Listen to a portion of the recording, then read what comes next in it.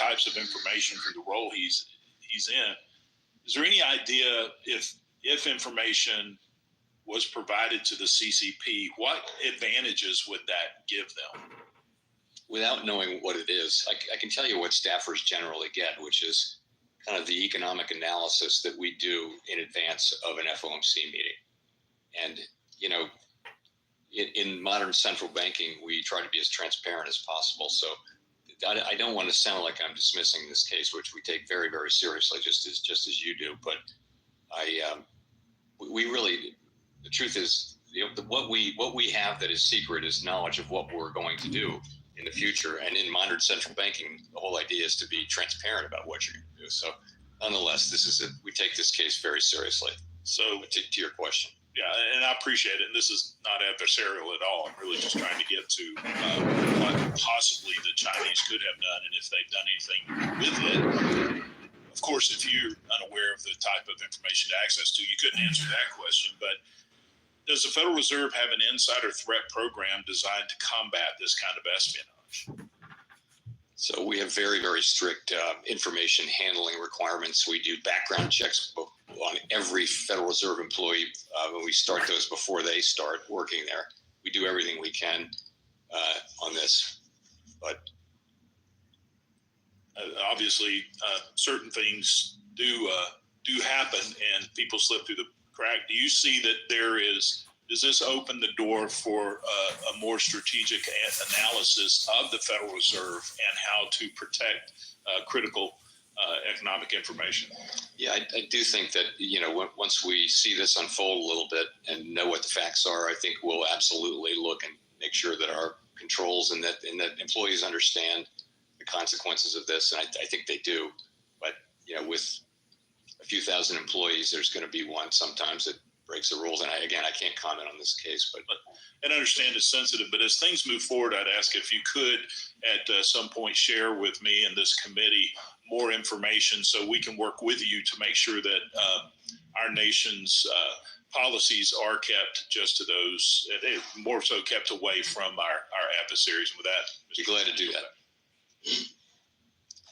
Gentleman yields back.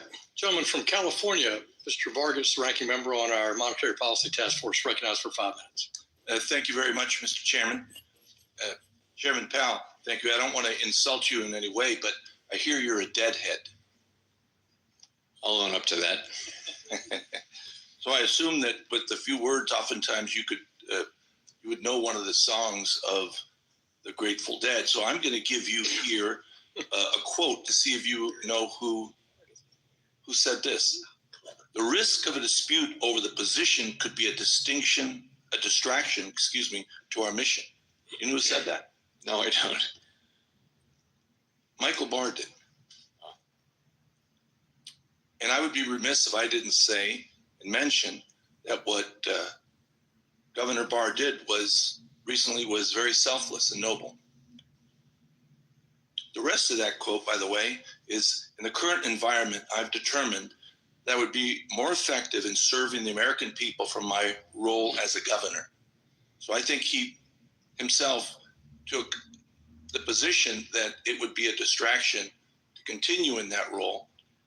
I personally think he's a person of great distinction that always managed himself in a way that was appropriate, and I appreciate the role that he played. I didn't always agree with him. He was always agreeable and certainly was able to communicate with him our disagreement. And again, I just want to thank him because I think what he just did is what a lot of people can't do, and that is make a decision that for the betterment of the situation that we're in for our country, he would purposely do something that wasn't necessarily beneficial to him personally. But anyway, I'd be remiss if I didn't thank him. But since I am asking tough questions, I do want to ask you another tough question. See if you know this one. Do you know what the Ponte del Sospiri is? I do not. Okay. You might know it in English. It's called the Bridge of Sighs. Are you familiar with the Bridge of Sighs? Rings a bell. I can't. Okay. In Venice, the Doge, who was the leader of Venice, had a palace. And across the palace, he had his prison. And oftentimes, a prisoner would be taken into the palace and interrogated in a very rough way, and then be tortured. And then after he confessed to something he normally didn't do, he would have to walk over the bridge and then into the dungeon and oftentimes die there. However, before he completed the task of crossing the bridge, there are 2 windows there, and he would stop at the windows and he'd look out over the magnificent city of Venice. And it's the last time, oftentimes, that person would get to see Venice. And so he'd sigh. And that's why it's called the Bridge of Sighs, the Ponte dei Sospiri. The reason I bring that up is I think a lot of Americans feel that way right now, that they're crossing this bridge and maybe it's the last time they've seen the beautiful America that we've had. And they're worried. They're worried about the usurpation of powers. They're worried about the balance of powers. Now, I was very proud of you when you stood up and said, I can't be fired. The president can't fire me. I'm staying. Can anyone up here fire you? Anyone up Yeah. there? No single person can. No single person can, right? I hope you continue with that independence, because I think at this moment is very important. Someone mentioned it earlier, and I think it is very, very important. So that out of the way, I did want to talk about the dual mandate, especially the employment issue. For a lot of people in America, their job really is the most important thing for them. Not even their investment, their job. And that's why employment is such an important position, I think, and it's so important to be part of the dual mandate. Are you looking at changing in any way the dual mandate? So we don't have that authority. That's Who has the authority to do that? Congress. Only Congress? Yes. Well, Congress would have to pass a bill, which would be signed by the president. Say that again, sorry? Congress would need to pass a bill to change the dual mandate that the president signs. That's right. And so I hope that you maintain your independence, at the same time follow the law, that there's a dual mandate. And that's, I think, very, very important to most Americans. And with that, again, I thank you for your service. I thank Michael Barr for service. I know he's going to continue to serve. I know he'll serve honorably like he always has. And with that, Chairman, I yield back. The gentleman yields back. We recognize the gentleman from Middle Tennessee, Mr. Rose, for 5 minutes. Thank you, Chairman Hill and Ranking Member Waters, for holding the hearing today. And thank you, Chair Powell. Always good to see you here with us. Chair Powell, you may recall the last time we spoke, I brought up the issue of credit risk transfers, CRTs, and urged you to allocate more resources to ensure that that framework applicants were receiving decisions from the Federal Reserve. I've recently heard back from stakeholders that they are receiving decisions from the Federal Reserve regarding CRT applications. I hope that the Federal Reserve team continues to be focused on cutting down the backlog so that financial institutions can take risk off their balance sheets. Thank you for that. However, I still have concerns that we are not fully optimizing the use of CRTs. In the case of mortgage risk, CRTs have successfully shifted risk from taxpayers to private capital, including capital markets and global reinsurers. While government-sponsored entities have clear regulatory treatment under the Federal Housing Finance Agency, financial institutions lack similar clarity, particularly under Basel III. I understand that the Federal Reserve has begun to provide guidance, but more is needed to ensure that financial institutions can effectively manage risk, stay competitive globally, and serve their customers. Chair Powell, do you believe that there should be greater alignment in CRT treatment between banks and GSEs? That's a great question. I will take your feedback back. Honestly, I don't know the answer to that. And I just wonder what steps is or could the Federal Reserve take to clarify and harmonize capital rules to promote financial stability and competitiveness in this space? Again, I'll take back your feedback, and that is our objective: is to be timely and thoughtful in that work. Thank you. I appreciate that. In April 2024, Synapse Financial Technologies, a fintech company that provided banking as a service solutions, filed for Chapter 11 bankruptcy. This event significantly impacted its partnerships with various fintech firms and banks, including Evolve Bank and Trust. To this day, I have constituents in the in Tennessee's 6th District who are not able to access thousands of dollars of their funds, and there has been no communication regarding the timeline for resolution. Chair Powell, since the Federal Reserve Board is a supervisor of the Evolve Bank and Trust, could you provide any updates on what you are doing to ensure that my constituents receive their funds and the expected timeline for them to receive their funds? So as their supervisor, as you point out, we've been pressing that bank to get money back to their customers, and we're actively engaged with the bank as they take steps to do so and return that money. We're deeply concerned about the complaints that we've heard and aware of concerns raised during the bankruptcy proceedings. And to the extent there are violations of law, we'll follow up on that. Thank you again. And are there any specific steps that my constituents could take to expedite the process or ensure that they receive their rightful balances? I'll have to come back to you on that. There may be. I don't have anything for you though on that today. Thank you. Chair Powell, is there anything else that the Federal Reserve Board is considering to prevent situations such as this on a going forward basis? Well, I think when we see things, it's a lot of pattern recognition. So we'll be looking to avoid things like this happening in the future.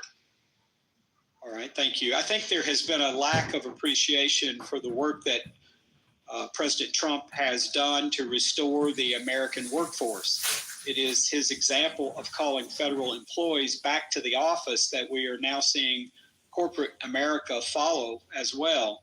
Chair Powell, as the federal government and companies move to end work from home policies and bring employees back to the office, how do you anticipate this shift will impact key economic indicators such as productivity, urban commercial real estate markets, and consumer spending patterns? That's a really good question. I'm not sure the answer.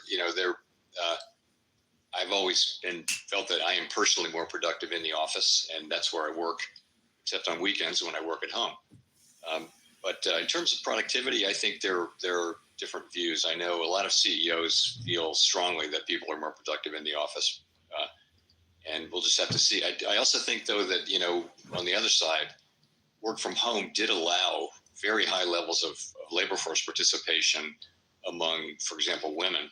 We had all-time record high participation by women. So I think there are benefits from work from home. I hope we continue to realize those. Gentleman's time's expired. The gentleman from Illinois, the ranking member on our Financial Institutions Subcommittee, Mr. Bill Foster, 5 minutes. Hi. Thank you, and thank you for everything you do.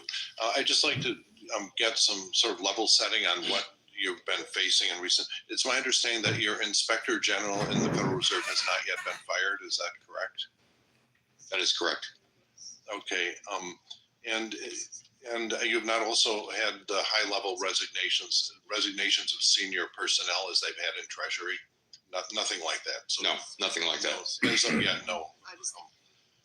And so no examples of junior personnel being given administrative access to your systems, your technical systems.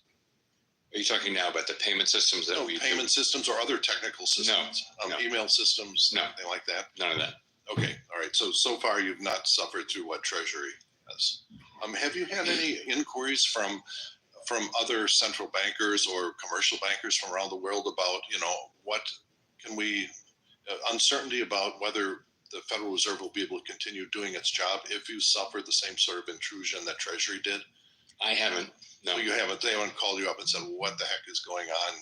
Do we have to defend ourselves against, unknown software being installed on the system?" So I haven't had any such calls.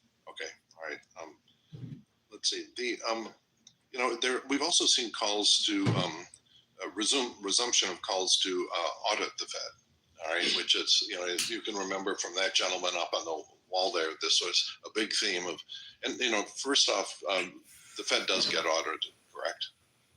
We are audited in the sense that everyone understands that word to mean, which is we have a Big Four accounting firm who looks at our books and gives us an opinion, does an audit, and publishes that opinion. That's all public. Right, and it's my recollection there've never been any big problems uncovered in No, this. we actually have quite a simple business model, although we have a large balance sheet. We're like a big community bank, only with no credit risk and very simple. So in the ordinary sense, talk of auditing the Fed Fully makes audited. no sense. It makes no sense.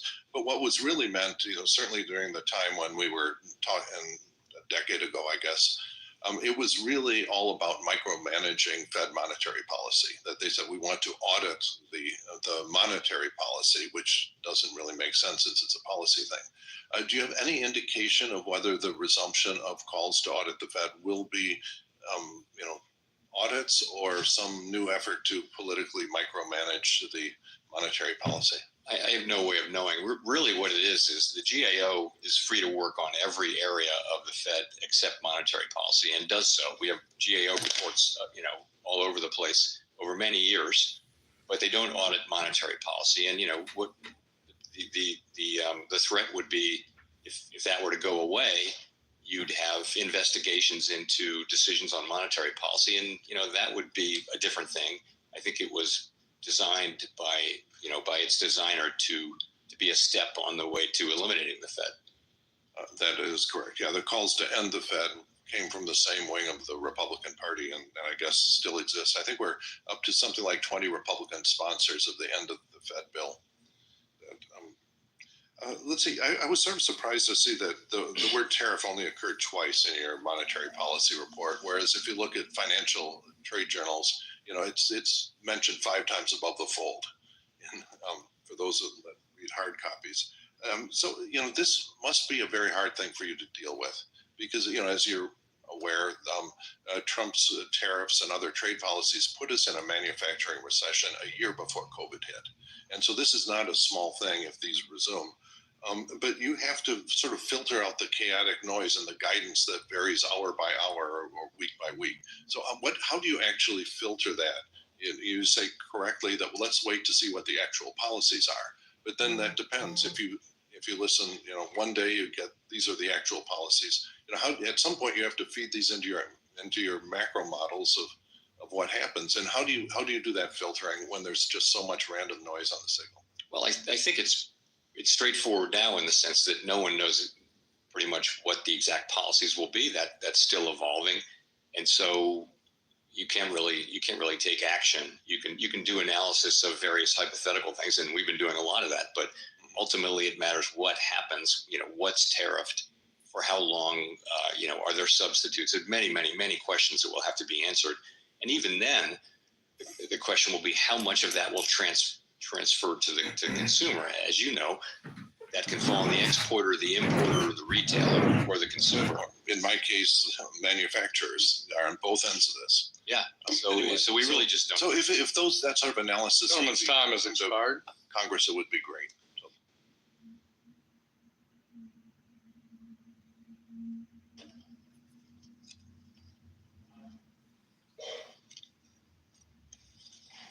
Thank you, Mr. Chairman. Thank you, Mr. Powell. Appreciate you coming and addressing our body. In 2011, Vice Chairman Yellen made a statement about the concern about the long-term debt situation and the imbalance that we have with our budget. In the fourth quarter, when she made the statement, the federal debt held by the public was, as a percentage of GDP, was 64.75%. Now, the same debt to GDP, as identified by CBO, was 99% at the end of 24. Do you express the same concern that Ms. Yellen had about the severity of where we are with our continued long-term imbalance? I have done so on many occasions. And essentially that the U.S., we're on an unsustainable path. And the debt level isn't unsustainable, but the path is sustainable. And certainly it's past time for Congress to work on that. But that's what I can say. I can't say more than that.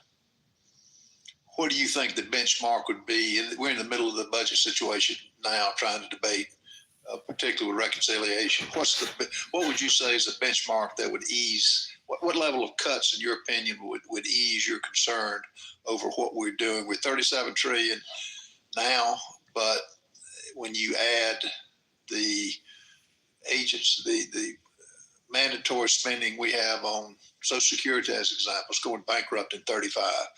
highway trust fund running in balance. What level do you think will give you, I guess, some assurance that we're going to get our house in order?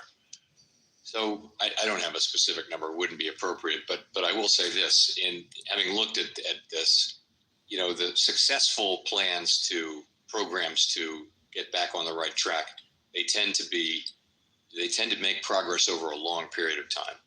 And in other words, you've got to get to a place where the economy is growing faster than the debt, and then you need to stay on that path for 20 years. This is not the kind of thing where we can fix it overnight.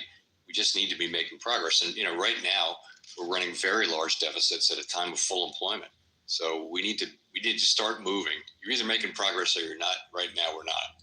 So the key thing is to just is for it to become a big issue, and then people work together. The things that need to be done are things that can only be done on a bipartisan basis. Only. These are the things that need to be dealt with, cannot be dealt with by one political party. I'll leave you with that. It's going to be a tall order It is. to get It bipartisan. only grows. It gets taller every year. Yeah, it does. That's one of our issues we're having now. The level of growth, you think, with what President Trump is doing with giving Americans confidence with the DOGE Commission, which is giving Americans hope that we're seeing things that are being spent of the taxpayers' dollars that we never imagined that we couldn't get to. Now he's exposing that. What level of growth do you think, with the confidence growing under Trump, that we will be able to reach this year and the years after? Because the 20 years you're talking about, we've got to have a pretty solid, it can't be, it's got to be, would you say 2% growth of GDP? For a long time, that people thought that U.S. potential growth was a little bit below 2%. I think we've had we've had 5 years of good productivity growth, and we hope that'll continue. If that does continue, then it might be 2 or 2.25. If you're talking about long-term budget assumptions, though, I'd be conservative and say 2%. You think that's doable? 2%, yes. On another note, the stress tests that banks run and that public has been given information on everything but how that stress test relates to them. Why is it not further? Why is it? Most people don't understand what it is. Why is it not broadcast more, in your opinion? Why the stress tests? Correct. So the theory from the beginning was to not to disclose the whole models and the way that they work, because in a way that felt like giving the test in advance. This was a brand new initiative that started coming out of the global financial crisis, very successful generally, but over time, the argument for not giving away the models, giving the models out, has, I think, weakened, and also the law has moved. The Supreme Court has moved to reduce the level of deference given to agencies and increased our obligations to be transparent under the Administrative Procedure Act. And so it's time to disclose the models. Thank you so much. Thank you. Thanks, gentleman. Gentleman yields back. The gentlewoman from Texas, Ms. Gonzalez, is recognized for 5 minutes. Thank you, Mr. Chairman. And thank you, Chairman Powell, for joining us this morning. As you know, the United Kingdom, European Union, Mexico, Brazil, India, and Japan all allow non-bank payment service providers access to their instant payment services. This allows improved access to liquidity for users by ensuring they can send and receive payments instantly. I bought it at like 14 cents or something. I bought ADA around 8 to 9 cents and 5 cents. Wait, when did you sell it? I sold it on the pre. For Iraq, or all of this other money that they've been spending, which is just completely ridiculous. Money that everybody here says, look, we could use that money for something else over here. Look how many of you were complaining about how much money was going to the Ukraine. Billions and billions of dollars. Only to have the leader of the Ukraine come and say, you know what, out of that $177 billion that the U.S. claims that they sent, we've only seen 70-something billion up. weed in the bathroom. I smoke pot. Weed is pot. I smoke cigarettes in the bathroom. Like, when I don't paint my walls in my bathroom white anymore, because if you smoke in the bathroom while the shower's on and it's hot and the moisture's on the wall, the tar just sticks to the wall and it drips down. That's disgusting. And I'm a smoker, but I smoke outside. I don't smoke weed. I smoke cigarettes. But I used to smoke cigarettes and I used to smoke outside. Well, yes, that's what I'm telling you, Beth.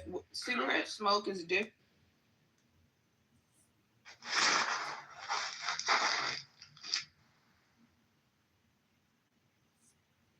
But I bet I could get your shit working if it broke down.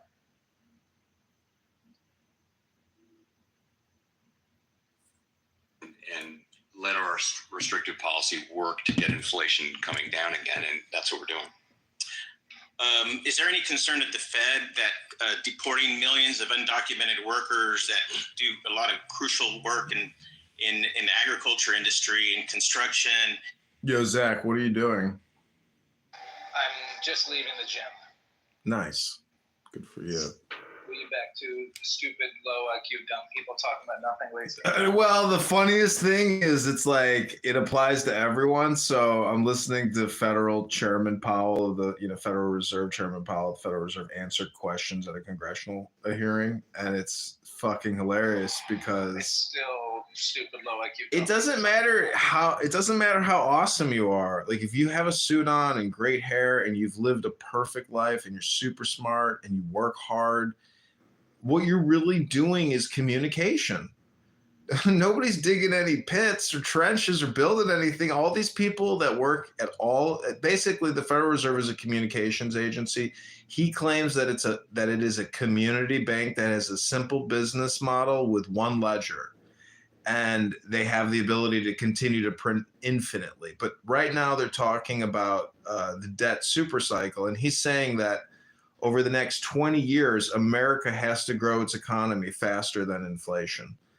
And the inflationary rate is created by the Federal Reserve. So the whole thing is Congressman Massey passed an act to end the Fed, to audit the Fed. And so it's the conservative faction of the Republican Party, which is calling for the dissolving of the Federal Reserve, which is really the banking industrial complex, because eventually there will be, anyways, it's a scam. It's a Ponzi scheme, and the Federal Reserve Chairman is unwilling to admit that it's a Ponzi scheme because technically he represents the banking industrial complex. And the banks got bailed out under Obama. And so, but the truth is, it's believed that they're actually not even solvent, that because of fractional reserve banking, if the American population called it quits and there were a run on the banks and everybody wanted their cash, the system would collapse. Like Wall Street would collapse. You don't understand, like this is all tied into mutual funds, to pensions, to Wall Street, to the asset management firms. It's a good business because they're managing trillions upon trillions of dollars. Like BlackRock manages $15 trillion or more in the Aladdin platform. See, you think that this little bullshit communication app is like a platform? It's not a fucking platform. Bloomberg Terminal is a fucking platform. Aladdin at BlackRock is a fucking platform. See, you and I are just losers, dumb, low IQ people wasting their time talking about nothing. Meanwhile, there are people making $1.2 million a year, which is essentially $100,000 a month, looking at a BlackRock platform right now. You and I are just losers. We got to get in to these bigger platforms. Otherwise, we're always just going to be strokers studying Torah, talking to Schwartz, talk about nothing. All right, some dumb bitch just cut me off, almost got in a car accident. Yeah, I drive very casually. Like that's when I'm in my car, I don't want to fuck my car up. So it's like I'm always trying to drive like super cautiously, unless I'm like angry or crazy. I didn't say that I got into a car accident. I just said this dumb bitch cut me off. Bitch set me up. Elon Musk regularly he had this story about how he has like road rage and he's in a car screaming at people while he's driving to like his house or something.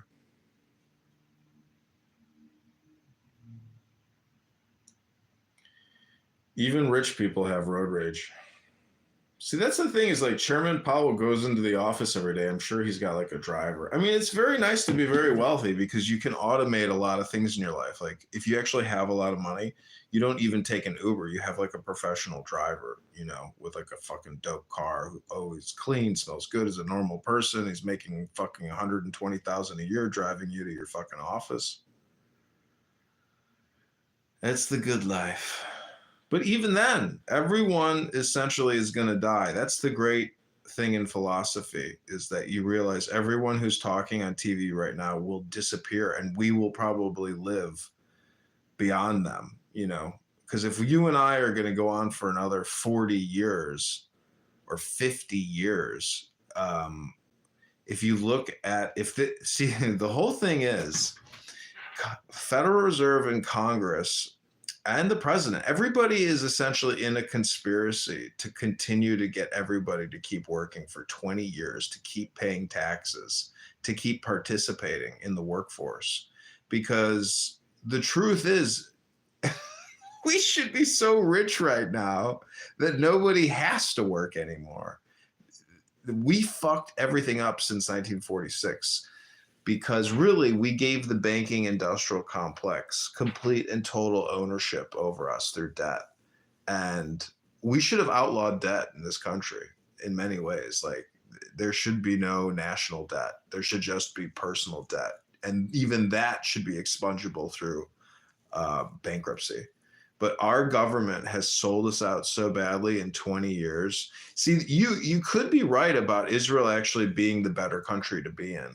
Because, you know, when I see pictures of the standard of living in Israel versus the standard of living here in the United States of America, it's much higher in Israel. Well, according to according to some metrics, it's higher there. According to some, it's higher here. What are you referring to? If you compare I'll tell you one really quick, besides hot ladies, is just not even the food in the grocery store, but the food in the restaurants is infinitely better over there. Every restaurant is way better than every restaurant over here. But what were you thinking of? I mean, if we were to really compare statistics and we were to look at the GDP, maybe I see that it's all just like on the higher end over there, it's on a much higher end. On a lower end over here, it's on a much lower end. I don't know. There's a lot of factors to consider, even including weather, size of population. There's just so many factors, like, because you're talking about a country with only 12 million people, right? Versus a country which is probably like going to 400 million.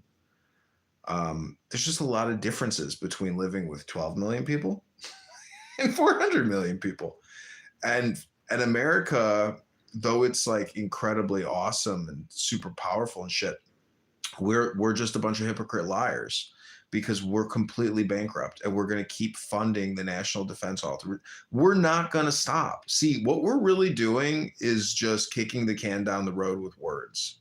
And if we were to plunge ourselves into chaos, recall the military and cut the NDAA and cut Social Security and cut Medicare, Medicaid drastically to pay down the debt, which we never will. We just keep kicking the can and telling ourselves we have to grow the economy, grow. But the baby boomers have already worked their whole lives. Like, that's a whole lifetime of work. Like, do you think that the boomers, these other generations, are going to essentially continue to do the work to pay the debt for 20 years? I don't think so. So what that means is there will be like, see, this is why, thank God, Trump won, because Kamala would have accelerated it even further. She would have let chaos reign by flooding the country with illegals, you know, and turning our cities into third world hellholes. And see, Chicago's already totally broke. And they're borrowing to pay the pension every month. Like they can't get enough money. Like they're broke. Everybody's broke, Zach. That's the thing. You're talking to some guy who is not broke, but has do you realize I have like $1 million worth of debt right now? because they claim I owe $300,000 from a former house. I owe $550,000 on this house. So they say I owe $850,000.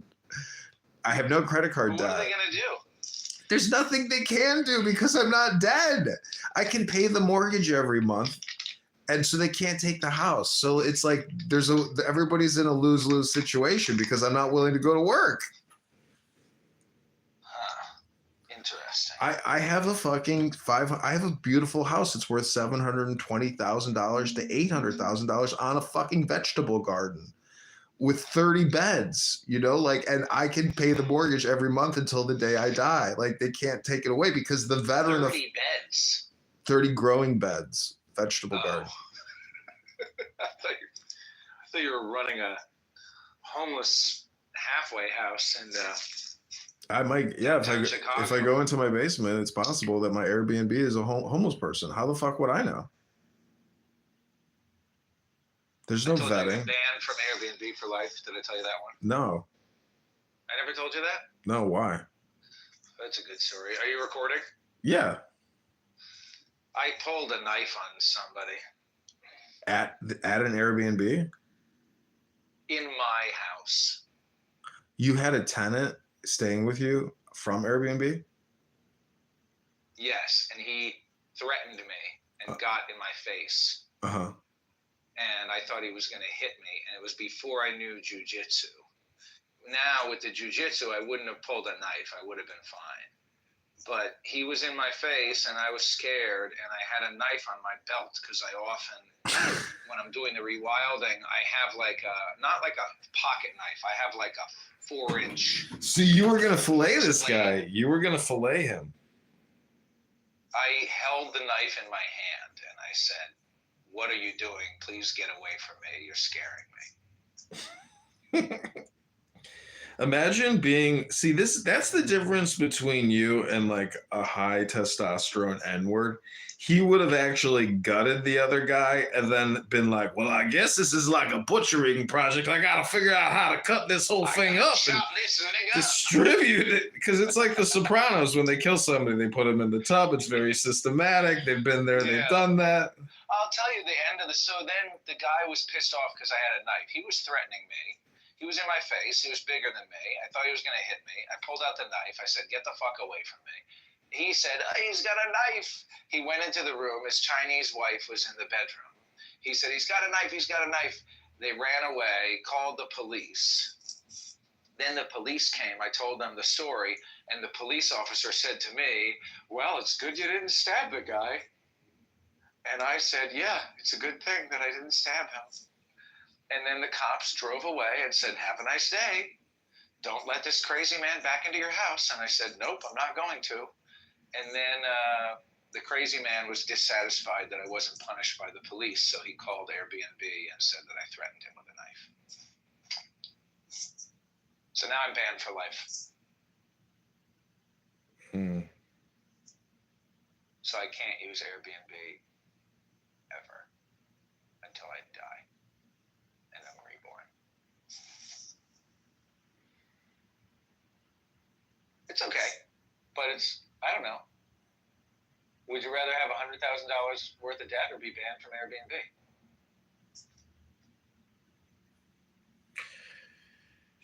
The thing about philosophy is it teaches you that questions are not valuable. What is invaluable is answers and experimentation.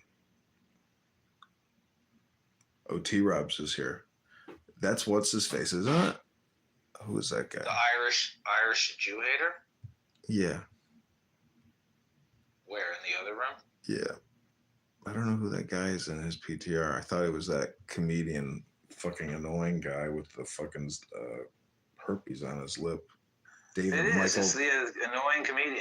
Isn't it? I thought that was Michael Rappaport, but it's not. No, it's the new guy. Isn't his name Tim Robinson? I think his name is literally Tim Robinson. Pederast, racist. I don't understand. What do you mean by pederast? Can you explain that to me? What do you mean it's a pedophile? I know, but why would he call himself a pederast? Who? T-Robs. Oh, because he probably thinks like getting married to a 17-year-old is, acceptable. I don't know. Why do people come into this room and not come up on stage and defend their irascible behavior? I don't know. Maybe he's just busy or something. I don't know.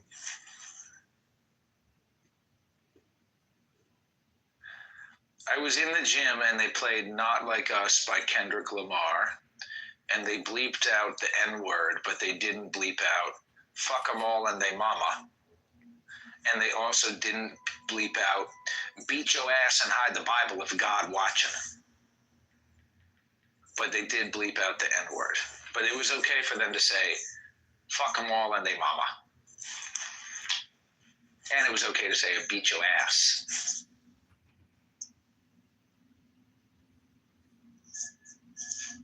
But you can't say the N-word.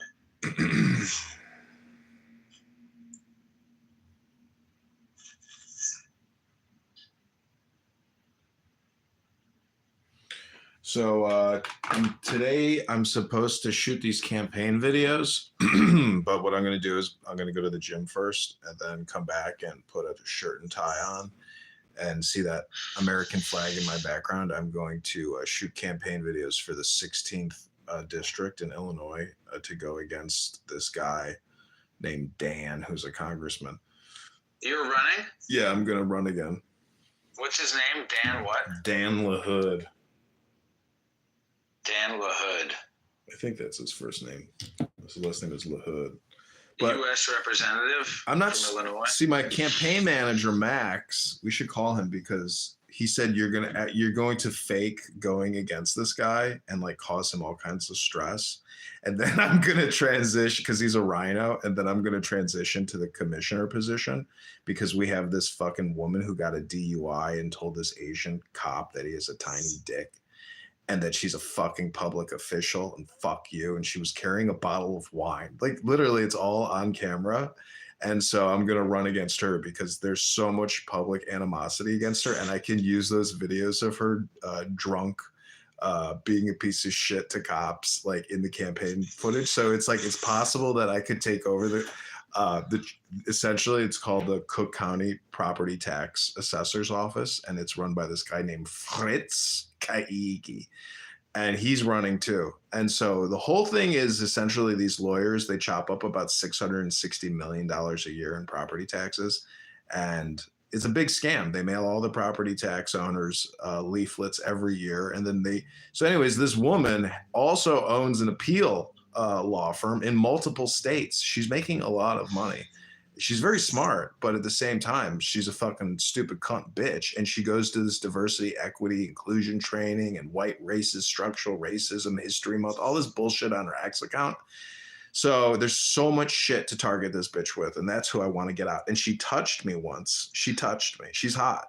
I went to the property tax homeowners meeting and I told her I ran for Republican committeeman. And she was like, she held my hand. She's like, oh my God, I ran too. I battled the cold. I got the ballot signatures and I won. They said I couldn't win and I won. And I'm like, bitch, I'm going to take your job one day. There you go. And she's a bitch, and she got DUI'd like a couple months ago. And the guy that used to work there, he sued her and won $200,000 that the taxpayers had to pay out.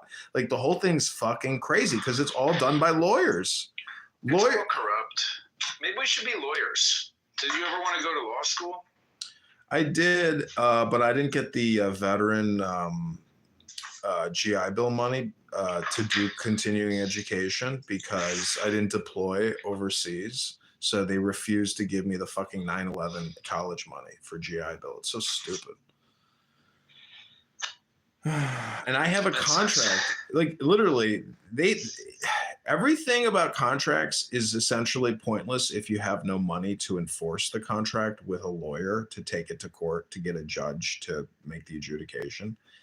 And as a pro se, you really have no capability of not only navigating, but even communicating with lawyers, aka a judge, because if you're not a lawyer, they don't like you and they don't want to talk to you because it's their thing.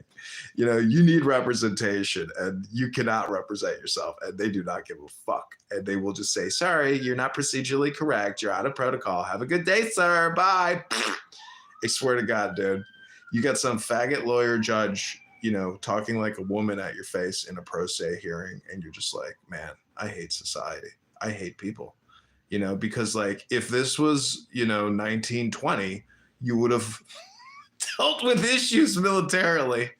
And unfortunately, you can't do civil war, you know, in 2025 because, you know, it's not politically correct. But the point is like society is really fucked. So I don't know how. Everybody's really fucked, like, because technically we have transitioned into like hyper slavery in this country, I believe, and it will only continue to become more extreme because everybody will demand compliance. And if you're out of compliance, like eventually you'll die in the streets homeless. Like there will be a large purge. It's coming. There's more purges coming. And there will be no resistance. There's just a lot of hypocrites. The resistance is just hypocrites. That's what it is. But anyways, this is dumb, stupid, low IQ people talking about nothing, wasting time. So in that effort, I will read some wisdom, and hopefully it will not be a waste of time, and it will be the but, or however, the conjunctive adjective, or the conjunctive adverb, actually. I wish that Aleister Crowley came with commentary,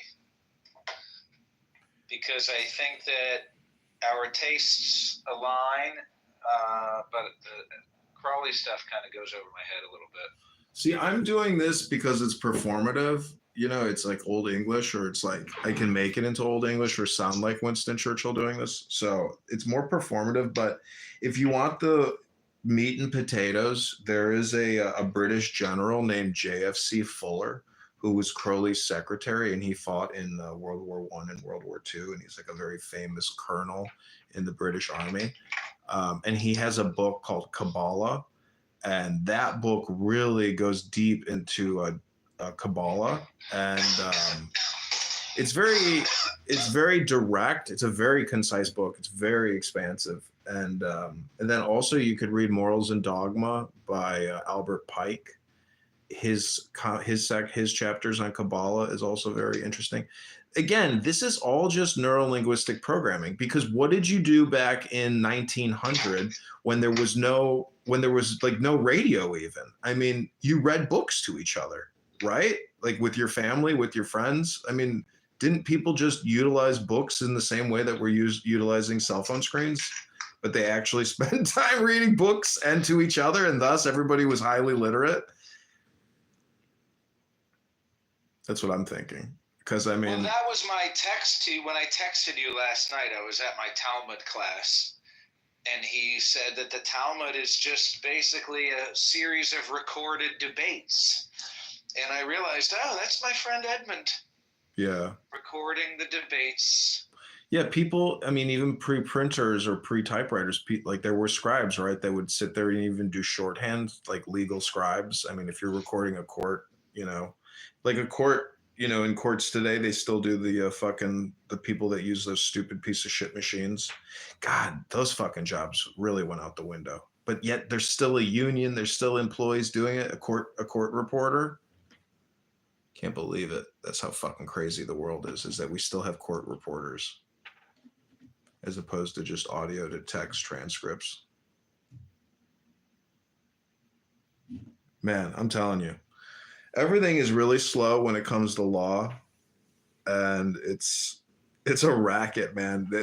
This lawyer here, this guy that I know that helped me, who's like in hospice right now, his best friend in college, his name is Michael Madigan, and he ran the Democratic super machine here in Illinois. He was the speaker for like 30 years, and right now, today is like the big day in his federal corruption trial, and the jury is deadlocked. So it looks like he's actually going to get out, and like he's not going to have legal repercussions. And I mean, he's rich, and this guy is like, he's up there. He's very old at this point. He's probably in his 80s, like early 80s.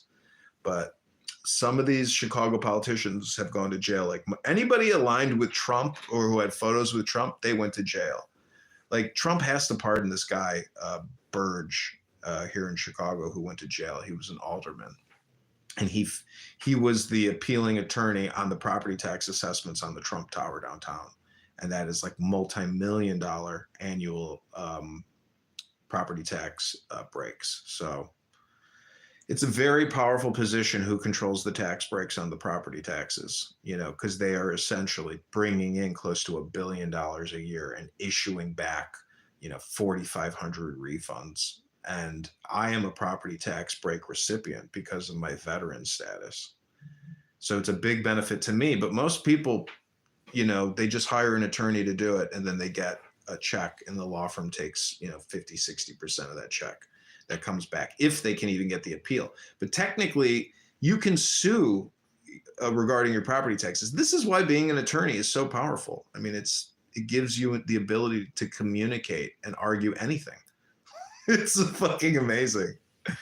Really, being a doctor, I think being an attorney could be better than being a doctor, because it's like, look at a doctor, even if you're a very successful doctor, there's still the medical malpractice issue. And so the lawyers really are like the sharks. They are the fucking sharks. Everybody's just meat and potatoes to them. It's beautiful. It's unbelievable. There's so many attorneys out there who are worth fucking hundreds of millions of dollars from their career. It's unbelievable. It's a big index. I know there's a lot of loser lawyers who don't make shit, but everyone has their path. Like the mayor of Chicago, Lori Lightfoot, she's still in the employ of a big law firm.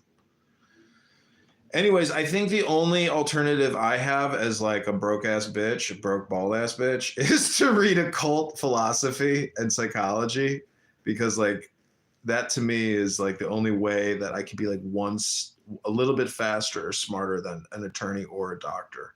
Because when you're dealing with the universe, theoretically, it's more powerful and more important than any of these stupid career paths like being a doctor or a lawyer. And I think that's like if there's any reason to do this, it's basically, it's a hack. It's like a universal hack. I think creating a cult, actually, of, a secret society is like next level shit. And I think a lot of doctors and lawyers, may see that, but really it's just the corporation. Like if you work at a major corporation, like it technically is a cult. It is a closed society. It is a closed network. And there has to be compliance, and there has to be loyalty, and there has to be fealty or, fraternity. So anyways, let me read a little wisdom, and then I'm going to go to the gym. T-Rubs, I don't know if you want to say anything before I do this reading. But Zach, also, if you can do a reading, if you can do Tanya or Dow, I mean, I'll listen to you read for, 5 to 10 minutes. I can't. Dude, you got to find the time. Don't come on here and like not have a book ready, man. I'm telling you, like, this is therapeutic work for you. Like, this is why I do it. It's technically medicinal. It's therapeutic. It's therapy. So, that's why I do the readings. I mean, that and the pursuit of wisdom. I mean,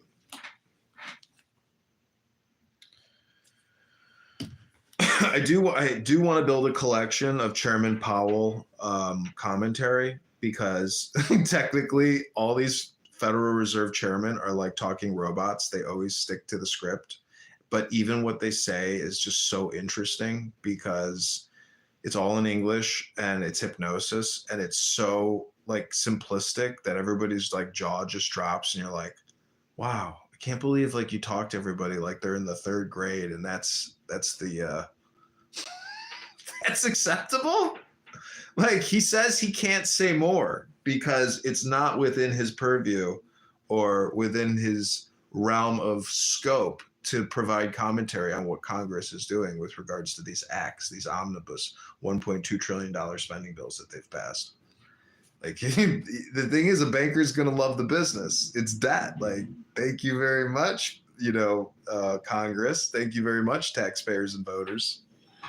Like to create debt out of thin air is literally, that's why everybody wants to be at the source, because it's pure profit. Okay, this is De Motu Vitae. And I'm doing these little cuts here on YouTube now that gives you these 5-minute highlight clips. It creates a completely separate video that you go in and you retitle. So this is De Motu Vitae. Learn then, O my son, that all phenomena are the effect and conflict, even as the universe itself is a nothing expressed as the difference of two equalities. Or, and thou wilt as the divorce of knew it and had it. So therefore every marriage dissolveth the more material, and createth a less material complex. And this is our way of love, rising ever from ecstasy to ecstasy.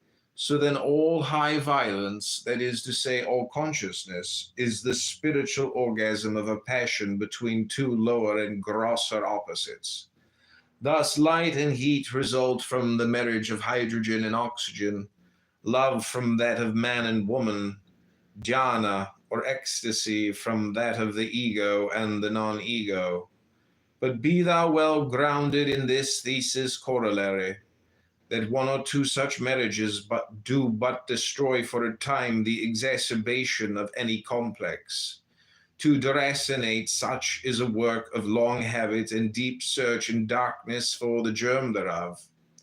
But this once accomplished, that particular complex is destroyed or sublimated forever.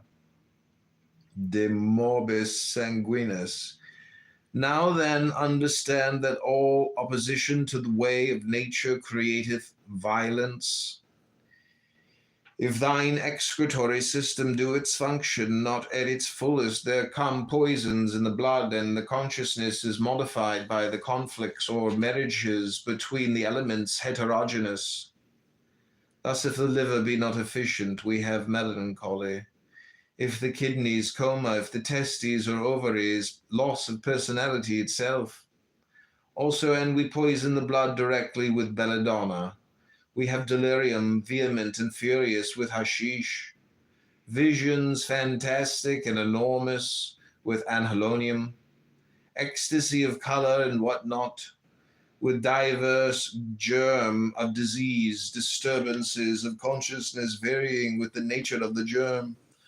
Also with ether, we gain the power of analyzing the consciousness into its planes, and even of discovering the hidden will and judgment upon any question, and so for many others. But all these are, in our mystical sense, poisons. That is, we take two things diverse and opposite, binding them together so that they are compelled to unite. And the orgasm of each marriage is an ecstasy, the lower dissolving in the higher. On the way of love, de cursu amore. I continue then, O my son, and reiterate that this formula is general to all nature. And thou wilt note that by repeated marriage cometh toleration, so that ecstasy appeareth no more. Thus his half grain of morphia, which at first opened the gates of heaven, is nothing worth to the self-poisoner after a year of daily practice. So too the lover findeth no more joy in union with his mistress, so soon as the original attraction between them is satisfied by repeated conjunctions. For this attraction is an antagonism, and the greater the antimony, the more fierce the puissance of the magnetism, and the quantity of energy disengaged by the coition. Thus in the union of similars, as of halogens, with each other there is no strong passion or explosive force.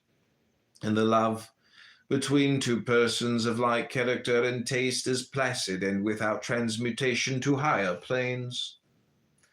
On the mystical marriage, De Noctis Mystics. O my son, how wonderful is the wisdom of this law of love! How vast are the oceans of uncharted joy that lie before the keel of thy ship!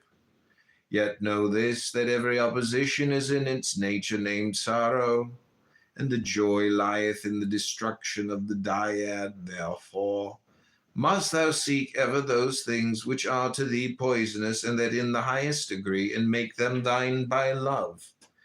That which repels, that which disgusts, must thou assimilate in this way of wholeness, yet rest not in the joy of the destruction of every complex in thy nature, but press on to that ultimate marriage with the universe, whose consummation shall destroy thee utterly, leaving only that nothingness which was before the beginning.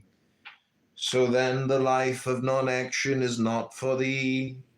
The withdrawal from activity is not the way of the Tao, but rather the intensification and making universal of every unit of thine energy on every plane. This is on joy from pain. De voluptate ponarum. Go forth, O my son, O son of the sun, rejoicing in thy strength as a warrior, as a bridegroom, to take thy pleasure upon the earth and in every palace of the mind, moving ever from the crass to the subtle, from the coarse to the fine. Conquer every repulsion in thyself, subdue every aversion, assimilate all poison, for therein only is there profit.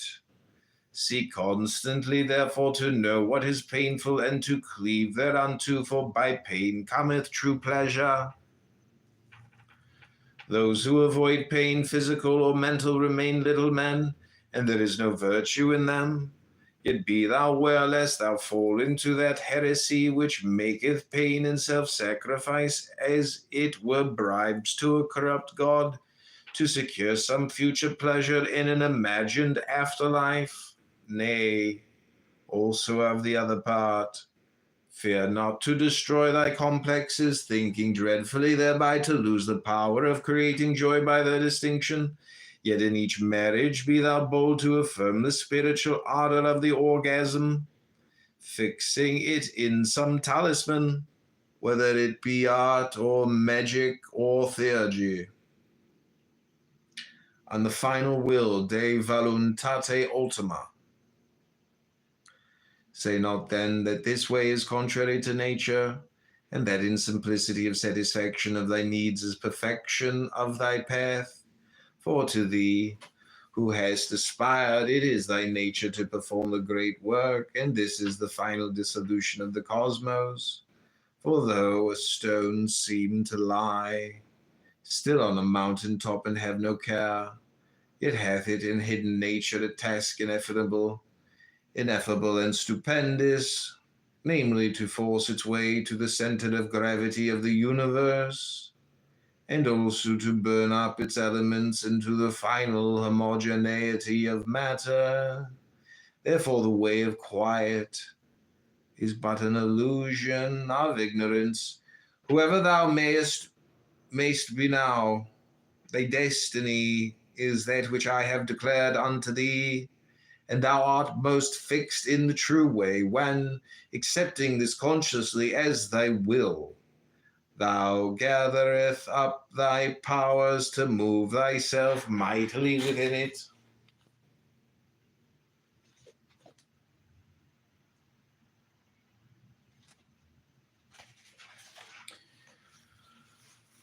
Okay, I'm going to clip these one more time, then I'm going to end this.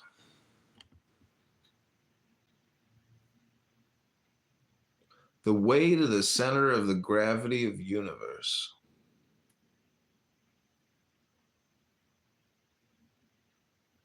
It's an interesting theory.